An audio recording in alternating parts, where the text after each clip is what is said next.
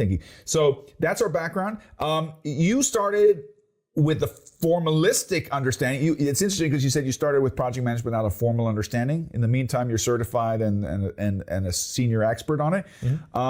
You, some years ago, you've been doing, look, this is, I think, one important thing. Most of us have been doing some version of design thinking.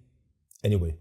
That's if you have some little parts of empathy left in your mindset. If you have a couple gray brain cells that you can rub against each other, but just like with project management, what is the advantage of saying, okay, let's give it formal vocabulary and a formal framework? What's the advantage of that? Why should somebody be listening to this podcast and say, hey, I can learn something from a more formal process? First of all, they have to listen because it's it's us two talking. It's us two talking. So yeah. And we'll try to make this simultaneously. Cheers. Cheers. We're waiting on the beer, but we'll drink the coffee in the meantime. Nice pale ale. Actually, the reason is that design thinking very often is misunderstood. Because first of all, it's about design. Does not mean it's about product design, so how to design this beautiful cup.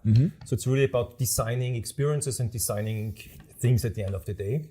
And it says design thinking. In general, thinking is not a bad idea. Just to keep on thinking is quite a good approach in life general.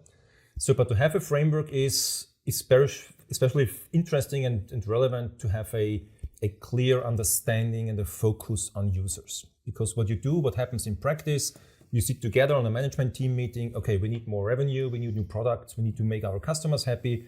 Then you have a group of 6 people, time is limited, 3 hours, we do some brainstorming, we make a nice idea, put into action, and no one knows if it does make any sense, no one knows if it fits to the customer, no one knows how we can attract new users. It's just a lot of Nobody's asked the user if we're delivering something that they want. Yeah.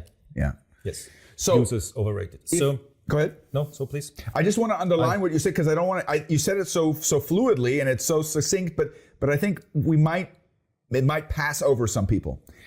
You mentioned that design thinking, a lot of people would, if they look at the word design, they think of the shape of this, the shape of this, the features, the function, which is kind of also an agile thing. Agile, there's design thinking in UX. We covered this in German, right? What's UX? User experience. Is it anything different than design thinking? There's CX as well. There's CX to confuse. Yeah, it's about experience, create experience and look and feel. And de facto, it's the same. It's in the same boat.